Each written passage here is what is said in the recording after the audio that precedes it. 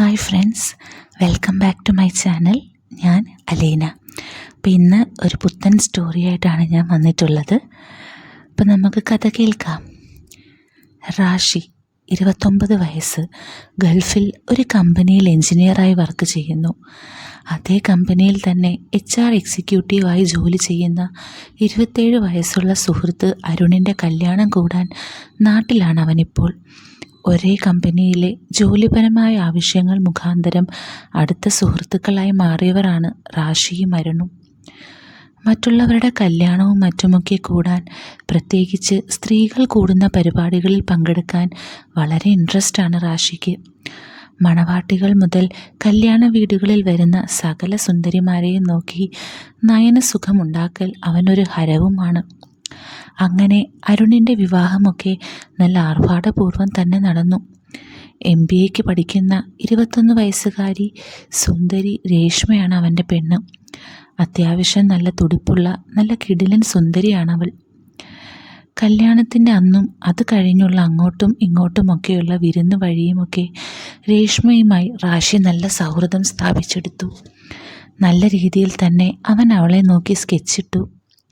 ഭർത്താവിൻ്റെ ഏറ്റവും അടുത്ത സുഹൃത്തിൻ്റെ ആ നോട്ടവും മറ്റും അവൾ മറ്റൊരു തരത്തിൽ എടുക്കാനും നിന്നില്ല. അരുണിൻ്റെ അമ്മ സരള, ഡിഗ്രി ഫൈനൽ ഇയർ പഠിക്കുന്ന സഹോദരി മൃദുല എന്നിവരുമായി പണ്ടേ തന്നെ നല്ല കമ്പനിയാണ് റാഷി. 47 വയസ്സുള്ള സരള നല്ലൊരു ഐറ്റം സാധനം തന്നെയാണ്. ഭർത്താവിൻ്റെ വിയോഗത്തിന് ശേഷം പുരുഷൻ്റെ സാമീപ്യം സരള അറിഞ്ഞിട്ടുമില്ല. പഠനമൊക്കെ കഴിഞ്ഞ് 1-2 വർഷത്തിനുള്ളിൽ ഏതെങ്കിലും ഒരുത്തൻ്റെ ഭാഗ്യമായി മാറാനുള്ള 19 വയസ്സുകാരി സഹോദരി മൃദുല ഒരു പൈങ്കിളി പോലുള്ള കൊച്ചാണ്. ഒരു പെണ്ണിന് വേണ്ട അത്യാവശ്യ വണ്ണവും പൊക്കവും കൃത്യമായി സമന്വയിച്ച സുന്ദരി കുട്ടിയാണവൾ. അങ്ങനെ അരുണിൻ്റെയും രേഷ്മയുടെയും വിവാഹം കഴിഞ്ഞിട്ട് 1 മാസമായി. അച്ഛനില്ലാത്തതുകൊണ്ട് കല്യാണ ഒരുക്കങ്ങൾക്കും മറ്റുമായി അരുൺ 1 മാസം മുൻപേ നാട്ടിലേക്ക് പോന്നിരുന്നു. ഇപ്പോൾ കല്യാണവും കഴിഞ്ഞ് എല്ലാം കൂടി 2 മാസത്തിനടുത്തായി. അരുണിനെ എയർപോർട്ടിൽ കൊണ്ടാക്കാനും പെട്ടിയും മറ്റുമൊക്കെ ഒരുക്കാനുമൊക്കെയായി റാഷി തലേ ദിവസം രാത്രിയിൽ തന്നെ എത്തി. റാഷിയുടെ ഒരു ഭാഗ്യം നോക്കണേ, ഫ്ലൈറ്റിൽ തൊട്ടടുത്ത സീറ്റിൽ നല്ലൊരു കിടിലൻ ആൻറ്റി. എന്നാലൊന്ന് മുട്ടി നോക്കാമെന്ന് കരുതി റാഷിയുടെ പഞ്ചാര കലർന്ന് ചിരിച്ചു പരിചയപ്പെട്ടു. അവർ തമ്മിൽ പരസ്പരം പരിചയപ്പെട്ടു. ആൻറ്റിയുടെ പേര് വത്സല നാരായൺ. ഒരു 50 വയസ്സ് പ്രായമുണ്ട്. കൊച്ചിയിൽ ഒരു കമ്പനിയിൽ HR ആണ്. ആൻറ്റിക്ക് നമ്മുടെ റാഷിയെ ശരിക്കും ഇഷ്ടമായി എന്ന് തോന്നുന്നു. പരസ്പരം വിശേഷമൊക്കെ പങ്കുവെച്ചു. അതിലേറെ സന്തോഷം കിട്ടുന്ന വസ്തുത, ആൻറ്റി ഡിവോഴ്സ്ഡ് ആണ്. ഇരട്ടി മധുരം പോലെ ആൻറ്റിക്കൊരു മോൾ കൂടിയുണ്ട് എന്ന കാര്യം കൂടെ പിടികിട്ടി. മോൾ ആൻറ്റിയുടെ കൂടെയാണ്. എന്തായാലും ആൻറ്റിയുടെ നമ്പർ കിട്ടി. ഇൻസ്റ്റയിൽ പരസ്പരം ഫോളോ ചെയ്യാനും തുടങ്ങി. നല്ലൊരു തുടക്കമാവട്ടെ എന്ന് കരുതി ആൻറ്റിയോട് യാത്ര പറഞ്ഞ് റാഷിൻ അരുണിൻ്റെ വീട്ടിലെത്തി. അവൻ എത്തുമ്പോഴേക്ക് തന്നെ ഭൂരിഭാഗം ഐറ്റംസും സരളയും രേഷ്മയും മൃദുലയും ചേർന്ന് പാക്ക് ചെയ്തിരുന്നു. ബാക്കി സാധനങ്ങൾ പാക്ക് ചെയ്യാനും പെട്ടിയിലെടുത്ത് വെച്ച് സെറ്റാക്കാനുമൊക്കെ റാഷിയും അവരോടൊപ്പം കൂടി. നിലത്തിരുന്നും കുനിഞ്ഞു നിന്നുമൊക്കെയായി ഓരോന്ന് ചെയ്യുന്ന സരളയുടെയും രേഷ്മയുടെയും മൃദുലയുടെയും ശരീരഭംഗിയും നല്ലവണ്ണം ആസ്വദിച്ചാണ് അവൻ പെട്ടി പാക്ക് ചെയ്തുകൊണ്ടിരുന്നത്. പുറത്ത് എന്തൊക്കെയോ ആവശ്യങ്ങൾക്ക് പോയിരുന്ന അരുൺ അപ്പോഴേക്കും എത്തി. അവൻ റാഷീനെ ആലിംഗനം ചെയ്ത് വിശേഷം ചോദിച്ച ശേഷം, രാവിലെ പോകാനുള്ളതല്ലേ, ഞാൻ കിടക്കട്ടെ? അമ്മേ, റാഷിക്കും കിടക്കേണ്ടതാ, എല്ലാം ഒരുക്കി കൊടുക്കണേ എന്നും പറഞ്ഞ് രേഷ്മയും കൂട്ടി റൂമിലേക്ക് പോയി. റാഷി, നാളെ ഗൾഫിലേക്ക് പോകേണ്ടവനല്ലേ നീ? കുറച്ചുകൂടി നേരത്തെ വന്ന് അവളുടെ ഒപ്പം റൂമിൽ പോയി സമയം ചെലവഴിക്കേണ്ടേടാ അരുണേ. അത് കേട്ട് സരള പറഞ്ഞു, റാഷി നമ്മുടെ വീട്ടുകാരൻ തന്നെയല്ലേടാ, അതെല്ലാം ഞാൻ ചെയ്തു കൊടുത്തോളാം. അങ്ങനെ പെട്ടിയൊക്കെ ഒരുക്കി സെറ്റാക്കി വന്നപ്പോഴേക്കും രാത്രി ഏതാണ്ട് 1 മണിയോളമായി. ഇനി കിടക്കട്ടെ അമ്മേ, നല്ല ഉറക്കം വരുന്നു, അതിരാവിലെ എഴുന്നേൽക്കുകയും വേണ്ടേ എന്നും പറഞ്ഞ് മൃദുല അവളുടെ ബെഡ്റൂമിലേക്ക് പോയി. സരള പറഞ്ഞു. റാഷി, നിനക്കിനി കഴിക്കാനോ കുടിക്കാനോ എന്തെങ്കിലും വേണോ? വേറൊന്നും വേണ്ടമ്മേ. അല്ല സരളേ, കുടിക്കാൻ കുറച്ച് വെള്ളം കുപ്പി വെച്ചാൽ മതി. അരുണിൻ്റെ വീട്ടുകാരുമായി നല്ല കമ്പനി ആയതു മുതൽ അവൻ അങ്ങനെ ചില വിളികളൊക്കെ സരളയെ വിളിക്കാറുണ്ട്. നീ എന്താ വിളിച്ചേ? കുറച്ച് കൂടുന്നുണ്ട് ചെക്കാ നിനക്ക്. വാ, ബെഡ് വിരിച്ചു തരാം. രാവിലെ എണീക്കണ്ടേ നിനക്കും എന്ന് പറഞ്ഞ് സരള റാഷിക്ക് കിടക്കാനുള്ള റൂമിലേക്ക് പോയി. എന്താ സരളേ, നീ ഇതുവരെ ബെഡ്ഷീറ്റ് വിരിച്ച് കഴിഞ്ഞില്ലേ എന്നും ചോദിച്ചുകൊണ്ട് അവനും റൂമിലേക്ക് കയറി. ബെഡ്ഷീറ്റ് വിരിക്കുകയായിരുന്ന സരള അത് കേട്ട് പെട്ടെന്ന് ഞെട്ടിത്തിരിഞ്ഞു നോക്കി. തൻ്റെ ഭർത്താവ് വന്ന് ചോദിച്ചതുപോലെയാണ് അവൾക്കത് അനുഭവപ്പെട്ടത്. എടാ ചെക്ക, നിനക്ക് ഒരുപാട് കൂടുന്നുണ്ട് കേട്ടോ. അരുണിൻ്റെ അച്ഛൻ്റെ അതേപോലെ തന്നെ ഉണ്ടായിരുന്നു നിന്റെ ചോദ്യവും എന്ന് സരള. അരുണിൻ്റെ അച്ഛൻ എന്ന് പറയുമ്പോൾ സരളാമ്മയുടെ കെട്ടിയോനല്ലേ? എന്നാ എന്നെ അങ്ങനെ കണ്ടാൽ പോരെ എന്നവൻ ചിരിച്ചുകൊണ്ട് സരളയോട് പറഞ്ഞു. പോടാ അവിടുന്ന്, കൊല്ലും ഞാൻ. അതും പറഞ്ഞ് സരള അവൻ്റെ നെഞ്ചിൽ കൈകൊണ്ട് കുത്തി. അവൻ ആ കൈ പിടിച്ച് കൂടുതൽ നെഞ്ചോട് ചേർത്ത് വെച്ചു. ഇട്ടിരിക്കുന്ന ഗൗണിൽ തുടുത്തു തുളുമ്പി നിൽക്കുന്ന അവളുടെ സൗന്ദര്യവും ഗന്ധവും അവൻ്റെ ആഗ്രഹങ്ങൾ ഉയർത്തി. നിങ്ങൾക്കിപ്പോൾ എത്ര വയസ്സായി അമ്മേ? എന്തിനാ ഇതൊക്കെ ഇപ്പോൾ അറിഞ്ഞിട്ട്? എന്താ, എന്നെ വല്ല രണ്ടാം കെട്ടും കെട്ടിച്ച് വിടാനാ ചെക്കൻ്റെ ഉദ്ദേശം? എനിക്കിപ്പോൾ 47 എന്ന് സരള പറഞ്ഞു. 47 ഇനി 55 ആയാലും നിങ്ങളൊരു അടിപൊളി ചെറുപ്പക്കാരി സുന്ദരി തന്നെയല്ലേ സരള അമ്മേ? എന്താ ഭംഗി, എന്താ ഷേപ്പ്! ഈ പ്രായത്തിലെ മറ്റ് കുടവയറുള്ള സ്ത്രീകളെ വെച്ച് നോക്കുമ്പോൾ നിങ്ങളുടേത് അധികം ചാടാത്ത നല്ല ഒതുങ്ങിയ വയറാണ്. ഒന്ന് പോടാ ചെക്ക, വെറുതെ ഓരോന്ന് പറഞ്ഞ് പഞ്ചാരയും പുളിവും അടിക്കാതെ. പിന്നെ എനിക്ക് കുടവയറ് ചാടാതെ നിന്റെ ശരീരമൊക്കെ ഇന്നും ഒതുങ്ങിയിരിക്കുന്നത് 2 പ്രസവശേഷവും കൃത്യമായി ചിട്ടയോടെ നോക്കിയതിൻ്റെ ഫലമാ മോനെ എന്ന് സരള പറഞ്ഞു. പ്രായം എത്രയായാലും സരളാമ്മയെ കെട്ടാൻ തോന്നും. പുറത്താരെക്കൊണ്ടും കെട്ടിക്കാനല്ല പ്രായം ചോദിച്ചത്. എനിക്ക് തന്നെ നിങ്ങളെ ഒന്ന് കെട്ടിയാൽ കൊള്ളാമെന്ന് തോന്നുന്നുണ്ട്. ഹേയ് റാഷി, നീ എന്തൊക്കെയാടായി പറയുന്നേ? അരുണിനോട് നീ പോയി പറ, അവൻ വേഗം തന്നെ നമ്മുടെ കല്യാണം നടത്തിത്തരും. നല്ല ചേർച്ചയല്ലേടാ റാഷീൻ്റെ. സരള ബീവി അവൾ റാഷീനെ നോക്കി ചിരിച്ചു. റാഷി പറഞ്ഞു. കണ്ടോ കണ്ടോ, ഈ ചിരി തന്നെ എന്നെ കൊതിപ്പിക്കുന്നു. അപ്പം മോഹമുണ്ടെന്നല്ലേ പറഞ്ഞു വരണത്? കല്യാണം കഴിക്കാതെയും സരളയെ ബീവിയാക്കാം. നമുക്കിങ്ങനെ പാട്ടും പാടി ഡാൻസും ഒക്കെ ചെയ്ത് അടിപൊളിയായി ജീവിക്കാം. അവൻ ഗൗണിന് മുകളിലൂടെ സരളയുടെ അരക്കെട്ടിൽ കൈ ചുറ്റി ഒരു കൈ അവളുടെ കയ്യിലും പിടിച്ച് ഡാൻസ് പോലെ വട്ടം ചുറ്റി. എടാ ദൈവമേ, എന്തൊക്കെയാ എന്നെ കൂട്ടി ഇവൻ ഈ ചെയ്യണേ! ആരും കാണാത്തത് ഭാഗ്യം. എന്തൊരു സുന്ദരിയാണ് സരളേ നീ. നമ്മൾ മാത്രം വിചാരിച്ചാലൊന്നും ആരും കാണുകയുമില്ല, കേൾക്കുകയുമില്ല, അറിയുകയുമില്ല.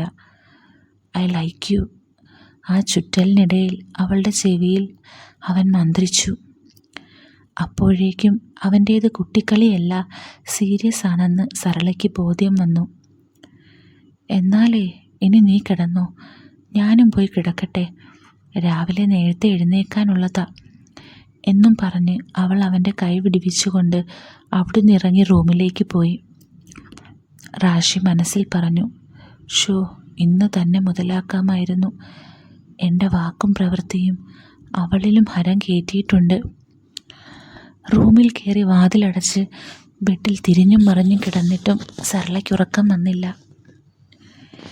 ഇതുവരെ താൻ കണ്ട മകൻ്റെ കൂട്ടുകാരൻ എന്ന റാഷിയല്ല അല്പം മുമ്പ് താൻ കണ്ടത്, അനുഭവിച്ചത്. കുറച്ചു നേരം കൂടി അവൻ്റെ കുസൃതിക്ക് നിന്ന് കൊടുത്തിരുന്നെങ്കിൽ പിന്നെ എന്താകുമായിരുന്നു അവസ്ഥ? അവൻ തന്നെ പൂർണ്ണമായും അവൻ്റേതാക്കിയനെ എന്നതോർത്തപ്പോൾ സരളയ്ക്ക് പേടിയും ഒപ്പം തന്നെ എന്തൊക്കെയോ പ്രത്യേക രസവുമൊക്കെ തോന്നി. ഭർത്താവ് കൂട്ടില്ലാത്ത തനിക്ക് ഇത്രയും നാളിന് ശേഷം ഒരാൾ കൂട്ടു തരാമെന്ന് പറയുന്നു, തന്നെ ഇഷ്ടമാണെന്ന് പറയുന്നു. എന്നോർത്തപ്പോൾ അവൾക്ക് നേരത്തെ ഉണ്ടായ പേടിയുടെ സ്ഥാനത്ത് ഒരു പ്രത്യേക സുഖം ഫീൽ ചെയ്തു. അതവളുടെ ശരീരത്തിലേക്ക് ഒരു തരിപ്പ് പോലെ പടർന്നു. വർഷങ്ങൾക്ക് ശേഷം താനും ഒരു കാമുകിയും പ്രണയിനിയുമായി മാറുകയാണോ?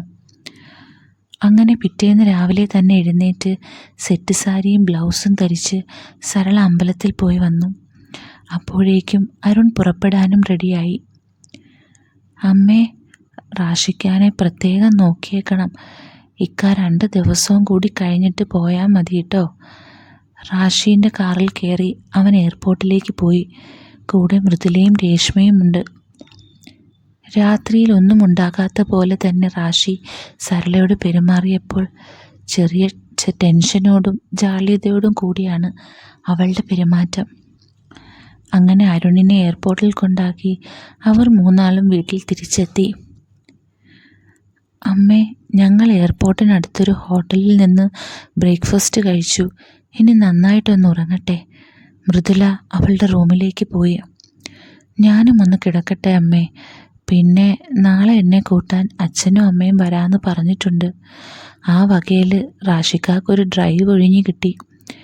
രേഷ്മയും റൂമിലേക്ക് കയറി വാതിലടച്ചു. അതെല്ലാം കേട്ട് നിൽക്കുന്ന സരളയുടെ മുഖത്തേക്ക് റാഷി ഇമ വെട്ടാതെ നോക്കി നിന്നു. അവൻ്റെ ആ നോട്ടം അവളെ ആകെ ചൂളിപ്പിച്ചു. എന്താ സരളാമ്മേ കഴിക്കാനുള്ളത്? അവർ രണ്ടാളും അപ്പവും വടയുമൊക്കെ നന്നായി വെട്ടി വിഴുങ്ങി. എനിക്ക് ഈ അമ്മ ഉണ്ടാക്കുന്ന അപ്പമാണ് ഇഷ്ടം. അതുകൊണ്ട് ഞാനൊരു കാലിച്ചായ മാത്രമേ കുടിച്ചുള്ളൂ.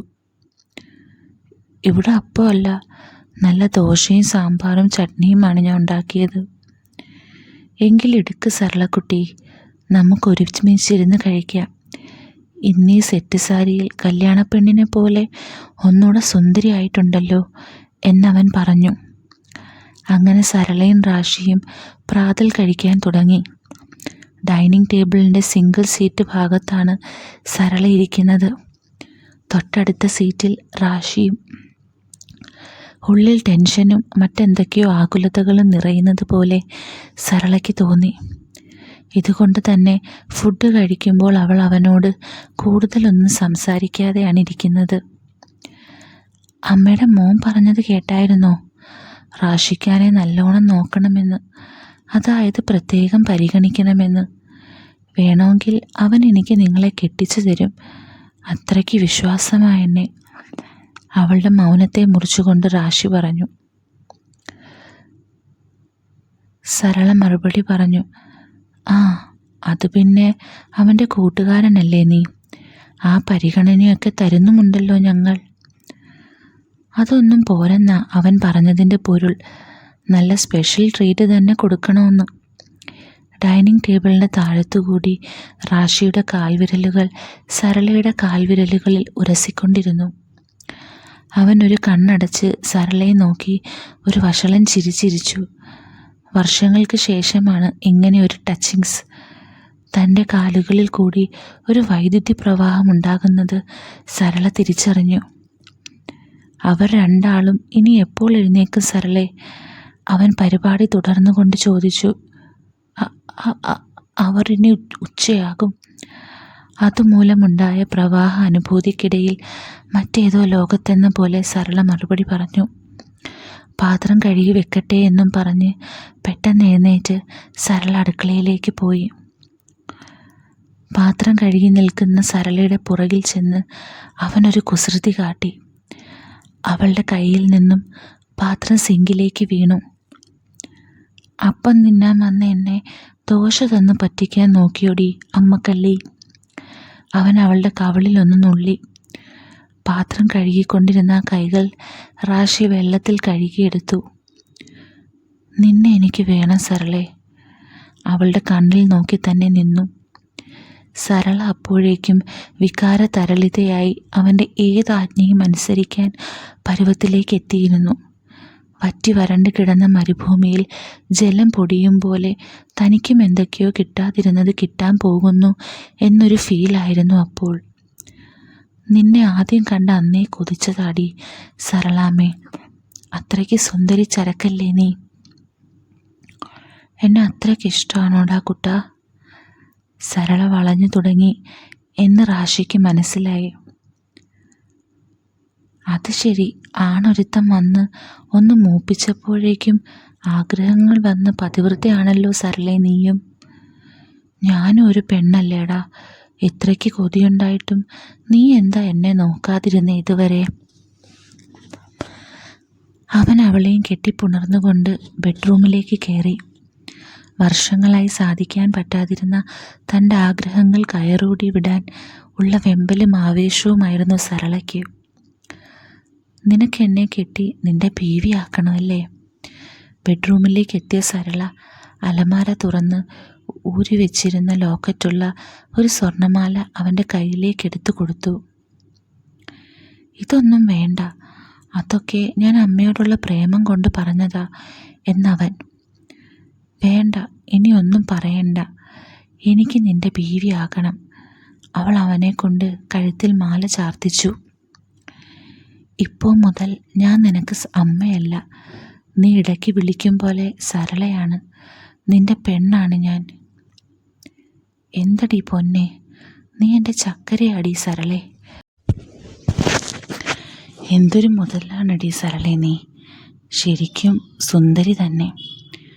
ആണോടാ, ഞാൻ അത്രയ്ക്ക് ചരക്കാണോ? എന്നെ കെട്ടിയിട്ട് എന്ത് ചെയ്യാനാ നീ കൊതിച്ച മുത്തേ? അതൊക്കെ ഉണ്ട് മുത്തേ. അങ്ങേര് പോയ പിന്നെ ആദ്യമൊക്കെ കുറേ നാൾ വേറൊരു ചിന്ത പോലും വന്നിട്ടില്ല. പിന്നെ അരുണിൻ്റെയും മൃദുലയുടെയും കാര്യം നോക്കി അങ്ങ് മുന്നോട്ട് പോയി ഞാൻ. അത്യാവശ്യ സമ്പാദ്യമുള്ളതുകൊണ്ട് ജീവിതം വലിയ ബുദ്ധിമുട്ടില്ലാതെ പോയിരുന്നു. കുറച്ച് കഴിഞ്ഞ് യൂട്യൂബിൽ ഭാര്യ ഭർത്തൃ സ്നേഹവും അതുപോലെ പിന്നെ ചില കാര്യങ്ങളൊക്കെ കാണാൻ പറ്റിയപ്പോൾ വീണ്ടും എനിക്ക് ഇൻട്രസ്റ്റ് തോന്നി തുടങ്ങി. നിന്നെപ്പോലുള്ള നല്ല ചെക്കന്മാരെയും ആരോഗ്യമുള്ള ആണുങ്ങളെയും ഒക്കെ കാണുമ്പോൾ പലപ്പോഴും എന്തോ ഒക്കെ ആഗ്രഹം തോന്നിയിട്ടുണ്ട്. ഞാൻ പുറത്തു പോകുമ്പോഴും മറ്റും എന്നെ കണ്ണെടുക്കാതെ ചിലരൊക്കെ നോക്കുന്നുണ്ട് എന്നെനിക്ക് തോന്നിയിട്ടുണ്ട്. പിന്നെ എന്ത് ചെയ്യാനാടാ, കുടുംബമഹിമയും സദാചാരവും നോക്കി പതിവ്രത ചമഞ്ഞ് ജീവിക്കാനല്ലേ എത്രയൊക്കെ ആഗ്രഹമുള്ള പെണ്ണിന് പോലും പറ്റുകയുള്ളൂ.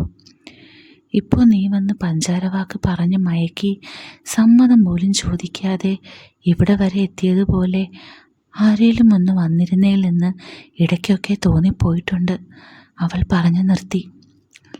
അത് ശരി, അപ്പോൾ നല്ല ചെക്കന്മാരെയും മറ്റും വന്നിരുന്നേൽ എന്ന ആഗ്രഹമുണ്ടായിരുന്നു അല്ലേ അമ്മക്കള്ളി നിനക്ക്?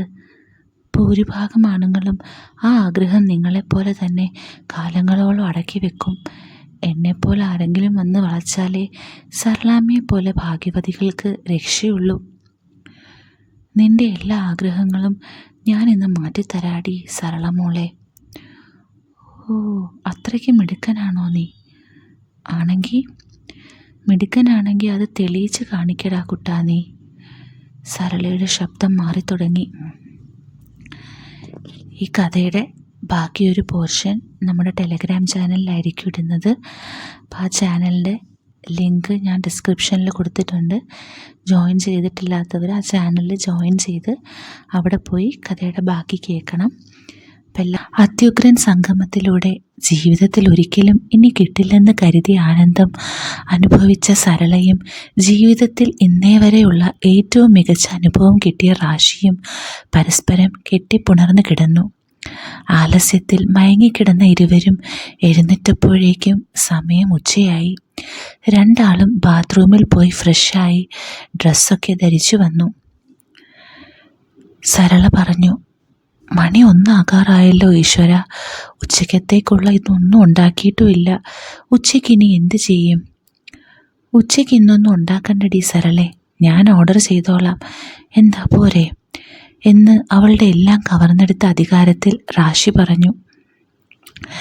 നീ എന്ത് ഓർഡർ ചെയ്താലും എനിക്ക് പരമസന്തോഷം.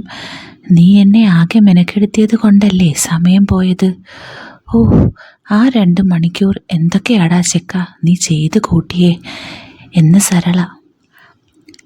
ഓഹോ, നീയും ഞാനും കൂടിയെന്ന് പറയേ, നല്ല ഒന്നാന്തരം ഗുസ്തി പ്രകടനമായിരുന്നില്ലേ നടന്നത് സരളാമ്മേ മോളെ. ഉഫ്, നിന്റെ കഴിവറിഞ്ഞ പെണ്ണുങ്ങൾക്കല്ലേ അറിയൂ അതിൻ്റെ വീര്യം. ആരും അറിയണ്ട ഇതൊന്നും. എന്തൊരു പുലിയാണടാ ചെക്ക, ഇക്കാര്യത്തിൽ നീ ഇത്രയ്ക്ക് വിദഗ്ധനായിരുന്നല്ലേ. ഓ, നന്ദി സരളമ്മ മോളെ, എൻ്റെ കഴിവിനെ അംഗീകരിച്ചതിൽ. ഇനി എൻ്റെ എത്ര മിടുക്ക് കാണാൻ കിടക്കുന്നു നീ എന്ന് റാഷിയും. ആഹാ, അമ്മ റാഷിക്കയും നേരത്തെ എഴുന്നേറ്റോ? എന്തോ ഒരു പൊട്ട സ്വപ്നം കണ്ട് പെട്ടെന്നങ്ങ് ഉറക്കം പോയി.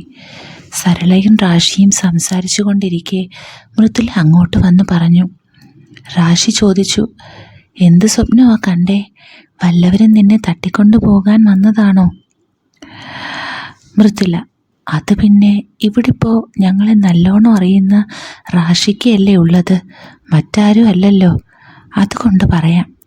റാഷിക്ക അമ്മയെ കല്യാണം കഴിക്കുന്നതോ പിന്നെ നിങ്ങളുടെ ഫസ്റ്റ് നൈറ്റ് അങ്ങനെ എന്തൊക്കെയോ കുറച്ച് കണ്ടപ്പോഴേക്കും ഞാൻ ഞെട്ടി ഉണർന്നു.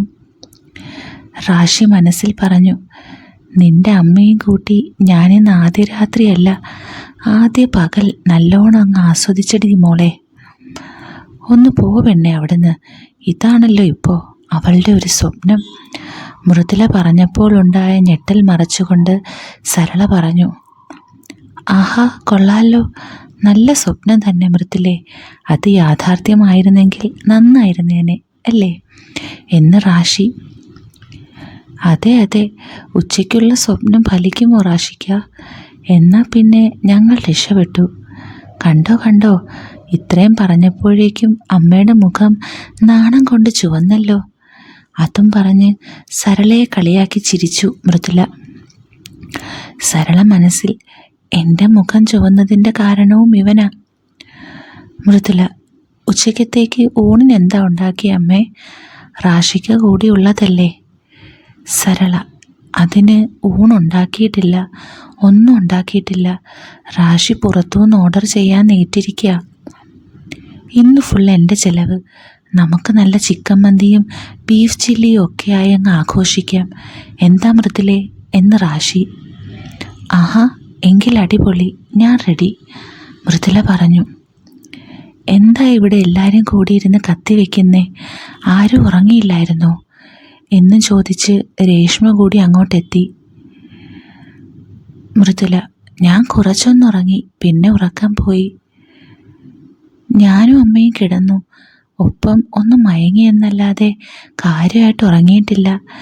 ഞങ്ങളിങ്ങനെ ഓരോന്നും പറഞ്ഞ് വെടിവട്ടവും മറ്റുമായങ്ങ് കൂടി എന്ന് റാഷി. രേഷ്മ, അതേതായാലും നന്നായി, അത് അമ്മയ്ക്ക് നല്ലോണം വെട്ടിയിട്ടുണ്ട്. റാഷിക്കാട് വെടിയും കത്തിയും ഉറങ്ങിക്കിടക്കുന്നവരെ പോലും ഉണർത്തിക്കളയുന്നേ അരുണേട്ടൻ പറഞ്ഞ് കേട്ടിട്ടുള്ളത്. ഈശ്വര, എന്തൊക്കെയാ കേൾക്കേണ്ടത് ഈ കള്ളച്ചെക്കൻ കാരണം. മൃദുലയ്ക്കും രേഷ്മയ്ക്കും വല്ല സംശയവും ഉണ്ടോ? അവരുടെ ഓരോ വാക്കുകൾ കേട്ട് സരള മനസ്സിൽ ചിന്തിച്ചു. റാഷി പറഞ്ഞു, കേട്ടോ രേഷ്മേ, നമ്മുടെ മൃദുല എന്നെ അമ്മയും കൂടി ചേർത്ത് ഒരു സ്വപ്നം കണ്ടെന്ന്. ഞങ്ങൾ ഭാര്യയും ഭർത്താവും ആകുന്നതും ആദ്യ രാത്രി നല്ലോണം ആഘോഷിക്കുന്നതും ഒക്കെ. അതാണ് ഇവളുടെ ഉറക്കം കെടുത്തിയതെന്ന്. ആഹാ, കൊള്ളാം, നല്ല സൂപ്പർ ഡ്രീം തന്നെ മൃദുലേ നീ കണ്ടത്. പിന്നെ അമ്മയെ കണ്ടാൽ ഈ പ്രായത്തിലും എന്താ ഭംഗി, ആർക്കും കെട്ടാൻ തോന്നും എന്ന് രേഷ്മ. അതെ അതെ, അങ്ങനെ പറഞ്ഞു കൊടുക്ക് രേഷ്മേ, സരളയെ നോക്കി കള്ളച്ചിരിയോടെ റാഷി പറഞ്ഞു. അവൻ്റെ ഒരു കള്ളച്ചിരിയും നോട്ടവും. പോടാ കൊതിയൻ ചെക്ക, സരള റാഷിയെ നോക്കി മനസ്സിൽ പറഞ്ഞു. അപ്പോഴേക്കും ഓർഡർ ചെയ്ത ഫുഡ് എത്തി. അവർ 4 പേരും അത് ആസ്വദിച്ച് കഴിക്കാൻ തുടങ്ങി. എങ്ങനെയുണ്ട് ഫുഡ്? കൊള്ളാമല്ലേ? പിന്നെ എന്തൊക്കെയായാലും സരള, ഈ രുചിയുണ്ടല്ലോ, അത് വേറെ എവിടെയും കിട്ടില്ല. ആ ഫുഡ് അതൊരു ഒന്നൊന്നര ടേസ്റ്റാണേ. സരളയെ വാക്കുകൊണ്ട് കുത്തിക്കൊണ്ട് റാഷി പറഞ്ഞു. അത് റാഷിക്ക, നമ്മുടെ അമ്മ നല്ല അടിപൊളിയല്ലേ, കൈപുണ്യം കൊണ്ടും എല്ലാം കൊണ്ടും. പിന്നെ റാഷിക്ക ഓർഡർ ചെയ്ത ഫുഡും നല്ല രുചിയാ എന്ന് മൃദുല. എനിക്കും ഇന്നത്തെ ഫുഡ് നല്ല ഇഷ്ടമായി, നല്ല രുചിയുണ്ട് എന്ന് രേഷ്മയും പറഞ്ഞു. റാഷി, അതെ അതെ, നല്ല കൈപുണ്യം മാത്രമല്ല എല്ലാത്തിലും പുണ്യവതിയല്ലേ ഈ ഇരിക്കുന്ന സരളമ്മ. പിന്നെ നിങ്ങളെക്കാൾ കൂടുതൽ എൻ്റെ ഇഷ്ടങ്ങളൊക്കെ അമ്മ മനസ്സിലാക്കിയിട്ടുമുണ്ട്. മൃദുല: അല്ലെങ്കിലും അമ്മയ്ക്ക് പണ്ടേ ആൺകുട്ടികളോട് വലിയ ഇഷ്ടമാണ്, അരുണേട്ടൻ്റെ കൂട്ടുകാരോടൊക്കെ. അപ്പോൾ പിന്നെ ഞങ്ങളുടെ കുടുംബത്തിലെ ഒരു അംഗം തന്നെയായ റാഷിക്കാട് ഇഷ്ടങ്ങൾ അമ്മ നോക്കാതിരിക്കുമോ? അങ്ങനെ ഭക്ഷണം കഴിച്ചു കഴിഞ്ഞ് അവർ ഓരോരുത്തരും റൂമുകളിലേക്ക് പോയി. രാവിലത്തെ പരിപാടിയുടെ ഉന്മേഷത്തോടൊപ്പം ഉറക്കക്ഷീണം മൂലം കിടന്ന ഉടനെ സരള ഉറങ്ങിപ്പോയി. അമ്മ തൽക്കാലം ഉറങ്ങട്ടെ, മകളുണ്ടല്ലോ. ഇളം റോസാ പുഷ്പമായ മൃദുലയുടെ പരിമളം തേടി അവളുടെ റൂമിൻ്റെ വാതിലിൽ മുട്ടി. മൊബൈലിൽ ഒരു Hindi hot web series on ചെയ്ത് ഇയർഫോൺ ചെവിയിൽ തിരുകി ബെഡിലേക്ക് മലരാൻ തുടങ്ങുമ്പോഴാണ് റോഡിലെ മുട്ടൽ അവൾ കേൾക്കുന്നത്. വീട്ടിൽ അന്യരായ ആരുമില്ലെങ്കിൽ ധരിക്കുന്ന മുട്ടിന് കുറച്ച് മുകളിൽ വരെ ഇറക്കമുള്ള തുടയോടിറക്കിയ ടൈപ്പ് ഡെനിം ട്രൗസറും ടൈറ്റ് സ്ലീവ്ലെസ് ബനിയനുമാണ് അത്യാവശ്യം നല്ല ഹൈറ്റും അതിനോട് ചേരുന്ന വെയിറ്റുമുള്ള അവൾ ഇട്ടിരിക്കുന്നത്. തൻ്റെ മാത്രം സ്വകാര്യ ഇടമായ റൂമിൽ ഇന്നത്തെ കാലത്തെ ഏതൊരു സ്ത്രീയെയും പോലെ നിക്കറും ബനിയനുമാണ് അവൾ കൂടുതലും ധരിക്കാറുള്ളത്. ഇതാരിപ്പോ? രേഷ്മേച്ചി ആയിരിക്കും എന്ന മട്ടിൽ ഡോർ തുറന്നപ്പോൾ മുൻപിൽ റാഷി. ആ, റാഷിക്ക ആയിരുന്നോ? കിടക്കാൻ പോയിട്ടെന്തേ, ഉറങ്ങിയില്ലേ എന്നവൾ ചോദിച്ചു. ഡോറ് തുറന്ന് മുന്നിൽ നിൽക്കുന്ന മൃദുലയെ നോക്കി റാഷി കുറച്ചു നേരം നിന്നുപോയി. ഇതുവരെ കണ്ട മൃദുലയല്ല മുൻപിൽ. നേരത്തെ ധരിച്ച ചുരിദാർ മാറ്റി മോഡേൺ ലുക്കിലാണ് അവളിപ്പോൾ. തൻ്റെ ഇതുവരെയുള്ള മനസ്സിലെ സ്കെച്ചിനും ചിന്തയ്ക്കും അപ്പുറം മുറ്റു ചരക്കാണിവളെന്ന് അവൻ ആ കാഴ്ചയിൽ മനസ്സിലായി. ചുരിദാർ ധരിച്ചുള്ള നാടൻ പെൺകുടിയായി മാത്രമേ ഇതുവരെ ഇവളെ കണ്ടിട്ടുള്ളൂ. ഈ ടീഷർട്ടിലും ഷോർട്സിലും ഇവൾ എന്താ ലുക്ക്! റാഷി അവളെ തന്നെ നോക്കിക്കൊണ്ട് നിന്നു. ഏയ്, ഹലോ റാഷിക്ക, ഇവിടെ ഒന്നും ഇല്ലേ? എന്തൊരു നോട്ടാണിത്! അവളുടെ ചോദ്യമാണ് അവനെ ആ നോട്ടത്തിൽ നിന്ന് ഉണർത്തിയത്. അത് പിന്നെ മൃദുലേ, കിടന്നിട്ടുറക്കം മരുന്നില്ല. നിന്നോട് എന്തെങ്കിലുമൊക്കെ സംസാരിച്ചിരിക്കാമെന്ന് കരുതി. അമ്പമ്പോ, ഇതെന്തൊരു വേഷമാണ്! ആരായാലും നോക്കി നിന്ന് പോകില്ലേ? ഞാൻ ആദ്യമായിട്ടാണ് നിന്നെ ഈ ഡ്രസ്സിൽ കാണുന്നേ. സൂപ്പർ, നല്ല അടിപൊളി പെണ്ണായിട്ടുണ്ട്. ഓ, അത്രക്കൊന്നും പൊക്കല്ലേ റാഷിക്ക. അമ്മയെ സോപ്പിട്ട് പതപ്പിച്ചത് എൻ്റെ അടുത്തും എടുക്കല്ലേ. ഹേയ്, പണ്ടേ നീ നല്ല ഒത്ത വണ്ണവും പൊക്കവും ഉള്ള പെണ്ണല്ലേ. കോളേജിൽ ബാസ്കറ്റ് ബോളിൻ്റെയും വോളിബോളിൻ്റെയും ക്യാപ്റ്റനും നീയാണെന്ന് ഞാൻ അറിഞ്ഞു എന്നും പറഞ്ഞ് റാഷി ബെഡിലേക്കിരുന്നു. അതെ, പൊക്കമുള്ളവർക്ക് ഏറ്റവും അഡ്വാൻറ്റേജ് ഉള്ള കളികളാണ് ബാസ്കറ്റും വോളിയും റാഷിക്ക. പിന്നെ ഇത് രണ്ടിലും എൻ്റെ കളിമികവ് കണ്ട് അവരെന്നെ പിടിച്ച് ക്യാപ്റ്റനാക്കി. അതോടെ ഉത്തരവാദിത്വം കൂടുകയും ചെയ്തു. അതെ അതെ, ഒത്ത പൊക്കവും മണ്ണും ഉള്ളവർക്ക് പറ്റിയ കളികളാണ് ഇതൊക്കെ. ഇത് കൂടാതെ വേറെയുമുണ്ട്. അപ്പോഴാണ് ബെഡിൽ വീഡിയോ പ്ലേ ആയി കിടക്കുന്ന മൊബൈൽ റാഷിയുടെ ശ്രദ്ധയിൽപ്പെട്ടത്. അവനതെടുത്ത് നോക്കി. ആഹാ, നല്ല അടിപൊളി ഹോട്ട് വെബ് സീരീസ് ആണല്ലോ നീ കാണുന്നത്. ഞാനിതും വേറെ ചില വീഡിയോസുമൊക്കെ സ്ഥിരം കാണുന്നതാ. മൃദുല എങ്ങനെ എന്ന് റാഷി ചോദിച്ചു. ഏയ്, ഞാൻ അങ്ങനൊന്നും കാണാറില്ല. FBയിലും മറ്റുമൊക്കെ ലിങ്കും ടീസറും ഒക്കെ കണ്ടാൽ കയറി നോക്കും, അത്രയേ ഉള്ളൂ. അവൻ എന്ത് തോന്നുമെന്ന് കരുതി അവൾ ഒരുവിധം ഒപ്പിച്ചു. റാഷി പറഞ്ഞു, വേണ്ട വേണ്ട, എന്നോട് നുണ ഒന്നും പറയണ്ട. ഇത്ര മോഡേൺ ഡ്രസ്സൊക്കെ ഇട്ട് നിൽക്കുന്ന നീ പഠിച്ച കള്ളിയാണെന്ന് എനിക്ക് മനസ്സിലായി. അത് പിന്നെ റൂമിൽ വേറെ ആരും ഇല്ലാത്തതുകൊണ്ടാണ് അങ്ങനെ, മൃദുല പറഞ്ഞൊപ്പിച്ചു. ഇതിൽ ആക്ട് ചെയ്യുന്ന സരികയും ഷൈനയും ഒക്കെ എന്ത് ചരക്കുകളാണല്ലേ. നല്ല പ്രകടനം കൂടെ കാഴ്ചവെച്ചില്ലേ ഈ മേഖലയിൽ അധികം നാൾ പിടിച്ചു നിൽക്കാനാകില്ല ആർക്കും എന്നുകൂടി റാഷി പറഞ്ഞു. ആഹാ, അപ്പോൾ റാഷിക്കാക്ക് ഇതിനെക്കുറിച്ചുള്ള മാസ്റ്റർ ഡിഗ്രി ഉണ്ടെന്ന് തോന്നുന്നല്ലോ. നല്ല സുന്ദരിയായൊരുത്ത. കൂട്ടിനുണ്ടായിട്ടും വായ്നോട്ടവും കോഴി സ്വഭാവവും മാറിയിട്ടില്ലല്ലേ എന്ന് മൃദുല ചോദിച്ചു. ആരാടി മോളെ ഇക്കാലത്ത് ഇതൊന്നും ചെയ്യാത്തത്? ഇന്നിപ്പോൾ ഞങ്ങൾ ആണുങ്ങളെക്കാൾ കൂടുതൽ നിന്നെപ്പോലുള്ള പെണ്ണുങ്ങളാ ഇതൊക്കെ കൂടുതൽ കാണുന്നതും അതിലൂടെ സന്തോഷം കണ്ടെത്തുന്നതും. പിന്നെ ഞാൻ വെറും കോഴിയല്ല മൃദുലേ, നല്ല കോക്കുള്ള പൂവൻകോഴി തന്നെയാ. അയ്യേ, ഹേയ്, എന്തൊക്കെയാ റാഷിക ഒരു നാണവും ഇല്ലാതെ പറയണേ? എന്തിനാണ് മൃദുലയെ നാണിക്കണേ? ഇതൊന്നും ആരും പറയാത്ത കാര്യമൊന്നും അല്ലല്ലോ. ബെഡിൽ നിന്ന് എഴുന്നേറ്റ റാഷി മൃദുലയുടെ തോളിൽ കൈവച്ച് തന്നിലേക്ക് അടുപ്പിച്ചു. ഹേ റാഷിക, എന്താ ഈ കാട്ടണേ? അമ്മയെങ്ങാനും ഇങ്ങനെ കണ്ട? ആഹാ കൊള്ളാം, നിന്റെ അമ്മ സരളയോ? അവൾ കണ്ടാൽ തന്നെ ഒരു കുഴപ്പവും ഇല്ല. ഇതുകൂടി കണ്ട് അവൾ ഒന്നുകൂടി സന്തോഷിക്കും ചിലപ്പോൾ, അത്ര തന്നെ, റാഷി പറഞ്ഞു. ഛേ, സ്വന്തം മോനെ പോലെ ഇക്കയെ കാണുന്ന അമ്മയെക്കുറിച്ച് ഇങ്ങനെ പറയാൻ എങ്ങനെ തോന്നുന്നു എന്ന് മൃദുല.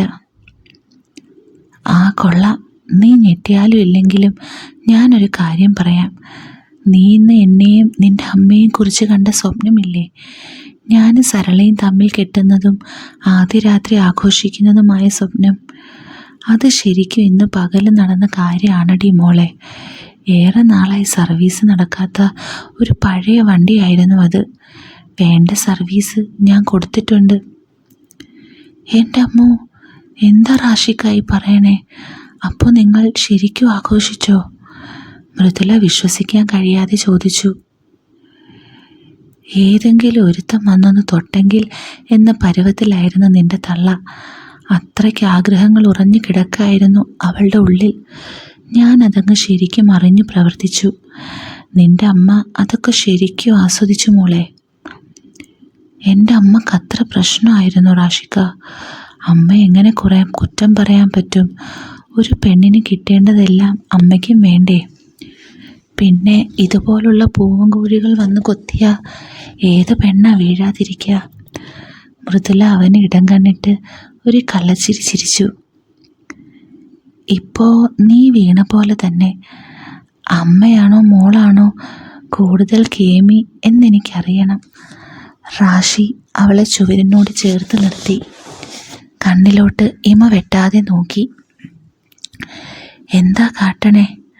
അമ്മയും പെങ്ങളെയും തിരിച്ചറിയാത്ത കൊതിയൻ കള്ളക്കാക്കേ, മൃദുല കൊഞ്ചിക്കൊണ്ട് കുറുകി. മൃദുലയുടെ മുഖം ചുവന്നു തുടുക്കുന്നത് അവൻ അറിഞ്ഞു. അവളും എന്തിനോ ഒക്കെ വേണ്ടി കൊതിക്കുന്നുണ്ട് എന്ന് അവൻ മനസ്സിലാക്കി. ഈ സ്റ്റോറിയുടെ ബാക്കി പോർഷൻ ഞാൻ നമ്മുടെ ടെലിഗ്രാം ചാനലിലായിരിക്കും ഇടുന്നത്. അപ്പോൾ ചാനലിൻ്റെ ലിങ്ക് ഞാൻ ഡിസ്ക്രിപ്ഷനിലോ കമൻറ്റിലോ കൊടുത്തേക്കാം. അപ്പോൾ നിങ്ങൾ അതും കയറി കേൾക്കുക. പിന്നെ സ്റ്റോറീസൊക്കെ ഇഷ്ടമാവുന്നുണ്ടെങ്കിൽ സപ്പോർട്ട് ചെയ്യുക. With love, Aleena.